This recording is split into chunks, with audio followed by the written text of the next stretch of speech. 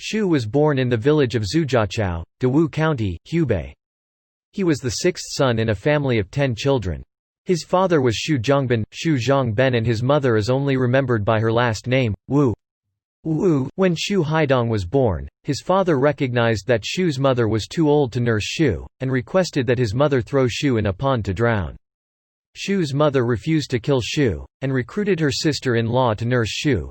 Xu's family was poor, and Xu did not receive any education until he was 9 years old, when he was sent to a primary school where his uncle taught. Most of the students at the school were from rich families, and taunted Xu with the nickname, Stinky Tofu.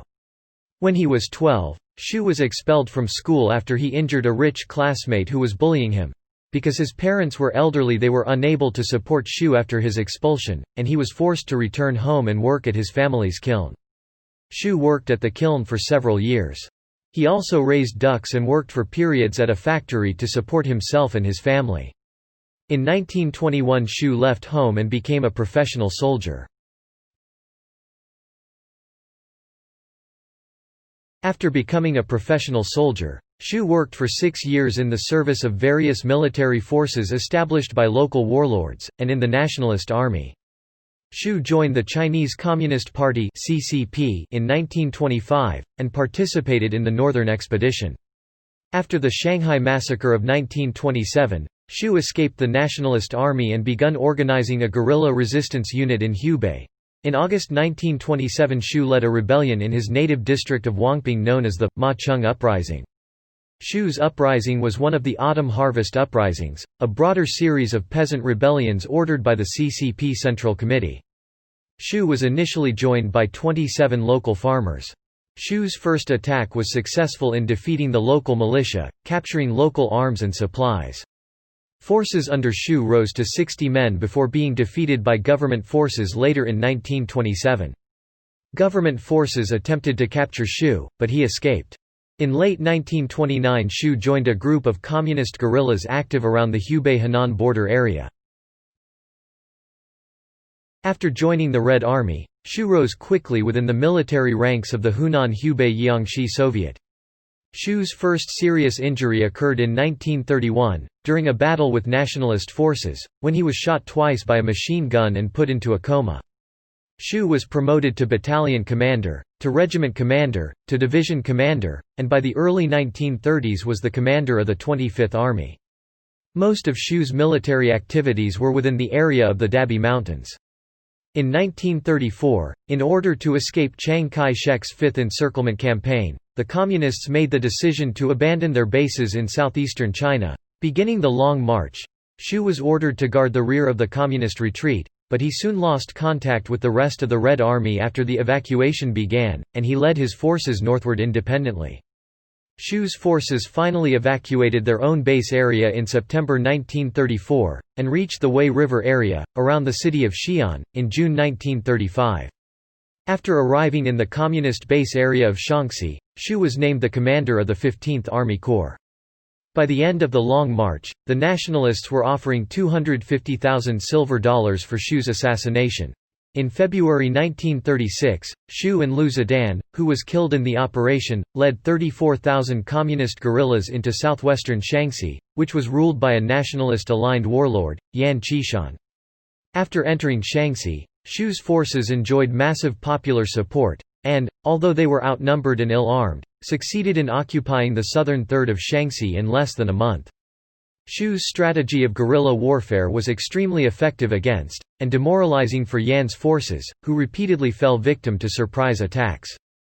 Xu made good use of cooperation supplied by local peasants to evade and easily locate Yan's forces. When reinforcements sent by the central government forced Xu to withdraw from Shaanxi, the Red Army escaped by splitting into small groups that were actively supplied and hidden by local supporters.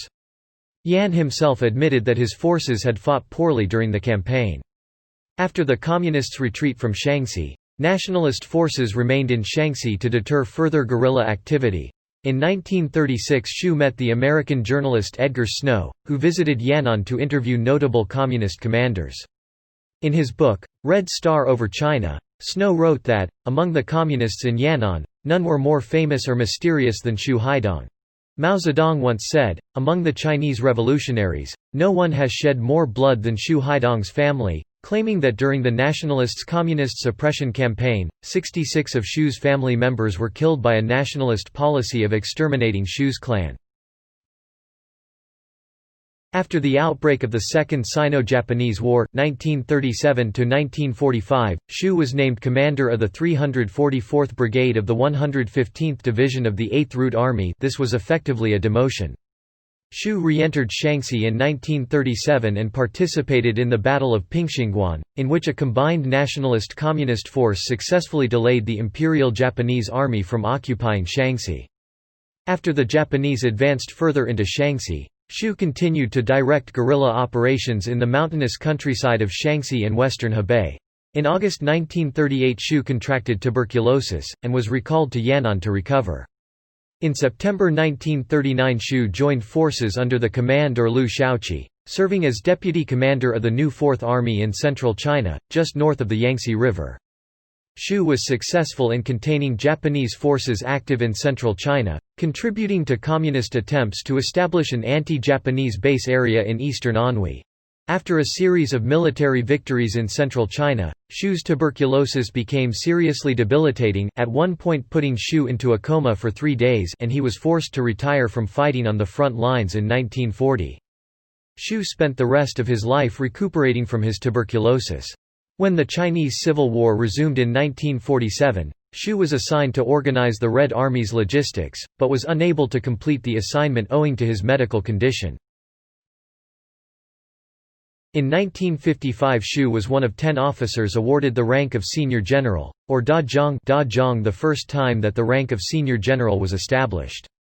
Shu maintained his employment within the People's Liberation Army, but was only semi-active due to his medical condition. Shu was the chief editor of a book, The Military History of the Red 25th Army. After the founding of the People's Republic, Shu disagreed with many of Mao Zedong's policies, but was not purged for decades.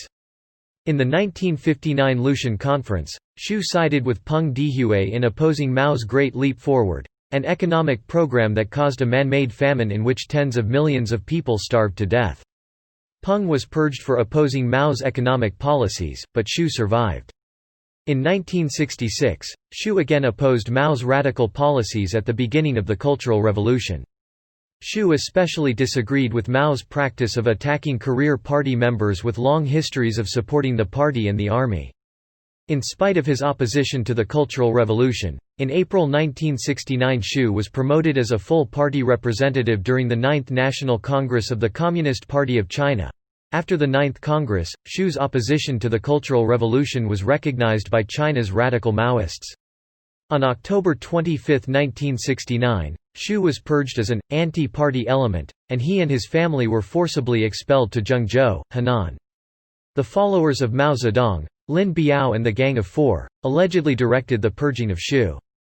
Shu's purging was physically and psychologically harsh, to the point of torture. After his relocation, Shu was forced to live in a cold, damp house, and was denied medical treatment for his illness.